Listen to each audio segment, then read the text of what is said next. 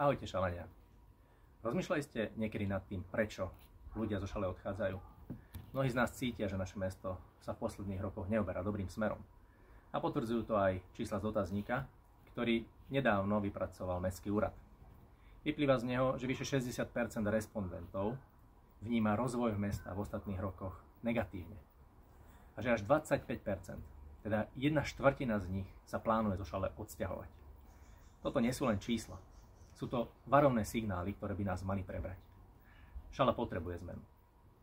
Najčastejšie sa spomínajú problémy s dopravou, parkovaním, s odpadovým hospodárstvom, s technickou infraštruktúrou, teda stavom ciest, chodníkov či osvetlením. Všetko sú to oblasti, ktoré sú dlhodobo zanedbávané a na ktoré ako poslanci Tým kraj Nitra opakovane upozorňujeme. Z našej strany to však nie je len kritika. Ponúkame aj riešenia.